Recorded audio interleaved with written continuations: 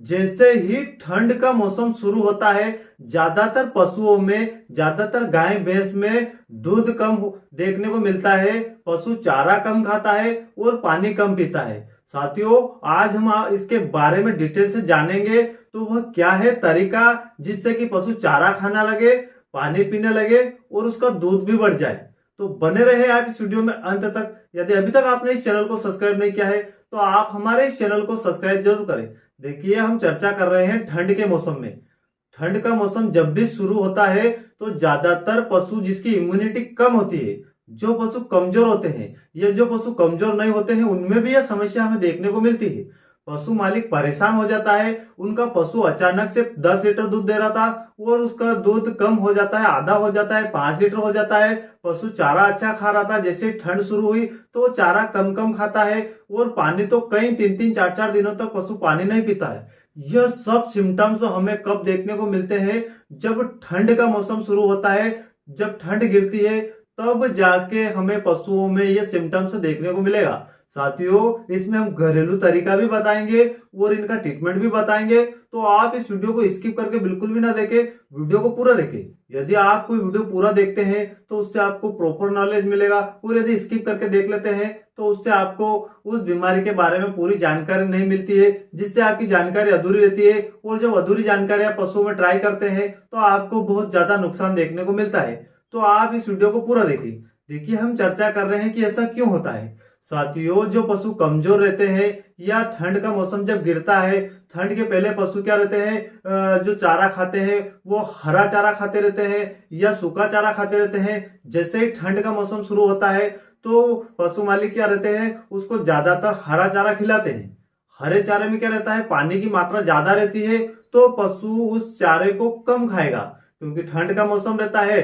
ठंड में ठंडी चीजें पशु ऐसे ही कम खाता है। यदि आप उसको खिलाएंगे तो उसके शरीर में पानी की मात्रा बढ़ जाएगी, तो पशु एक तो पानी कम पिएगा, दूसरा उसका जो चारा खाने की क्षमता रहेगी, क्योंकि हरा चारा पशु ठंड में बहुत कम खा पाएगा। तो आप यदि उसको सूखा चारा खिलाते हैं तो पशु आराम से खाएगा। तो ठंड में आप ध्यान रखें कि अपने पशुओं को ज्यादा मात्रा में आप सूखा चारा खिलाएं। इसके पहले आप 60% हरा चारा खिला रहे थे और 40% सूखा चारा खिला रहे थे। ठंड में आपको क्या ध्यान रखना है, 60% सूखा चारा खिलाना है और 40% आप हरा चारा खिला सकते हैं। साथियों, ठंड में भी आपको इन चीजों का ध्यान रखना है, जिससे आपके पशुओं को भूख भी अच्छी लगेगी, पशु पानी भी पिएगा और पशुओं में दूध की मात्रा भी बनी रहेगी।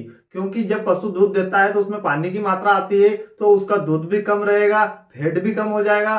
कई सारी समस्याएं हमें देखने को मिलती है। और ज्यादातर पशुओं की जो इम्यूनिटी कम रहती है, कमजोर रहते हैं, दुबले पतले रहते हैं, उनमें तो इतनी ज्यादा समस्या आती है कि जिस दिन ज्यादा ठंड गिरती है उस दिन पशु चारा दाना पानी बिल्कुल भी बंद कर देगा और दूध भी नहीं देगा। उसमें हम बोलते हैं लो टेम्परेचर। जब पशुओं का लो टेम्परेचर होता है तो पशु इन सभी चीजों को खाना पीना बंद कर देता है और पशु कई दिनों तक बीमार रहता है। सही से यदि आप ट्रीटमेंट करते हैं तो पशु ठीक हो जाएगा, वरना ऐसे पशुओं को ठीक कर पाना बहुत मुश्किल रहता है, क्योंकि ठंड में पशुओं की इम्यूनिटी बढ़ाना बहुत ही मुश्किल रहता है। जब भी आपके पशुओं में ये सिम्टम्स देखने को मिले तो आपको क्या क्या खिलाना चाहिए। देखिए, जब ठंड ज्यादा गिर रही है, पशु चारा कम खा रहा है, पानी कम पी रहा है, दूध कम दे रहा है, तो आप उसको ज्यादातर सूखे चारे खिलाइए। सूखा चारा डालेंगे, पशु आराम से खाएगा। तो आपको विशेष ध्यान रखना है कि जब ज्यादा मात्रा में ठंड गिर रही है उस समय आपको पशुओं को सूखा चारा खिलाना है, हरा चारा बिल्कुल भी नहीं देना है।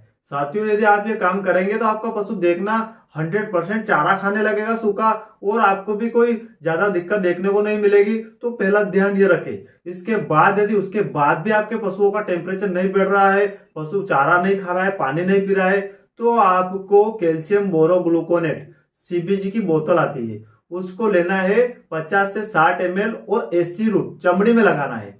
चमड़ी में जो गर्दन रहती है, चमड़ी की में जहां पर चमड़ी खींचना है, और एसी रूट मतलब चमड़ी के अंदर लगा देना है 50 से 60 ml जगह बदल कर।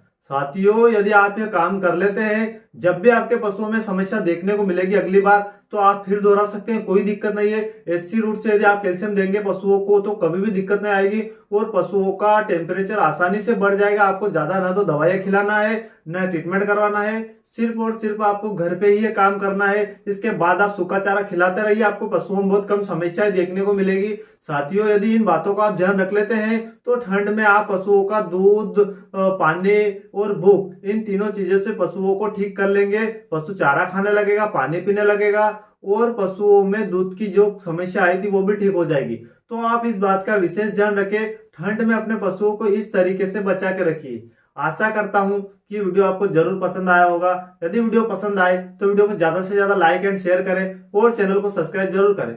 मिलते हैं किसी और वीडियो में, तब तक के लिए जय हिंद, वंदे मातरम।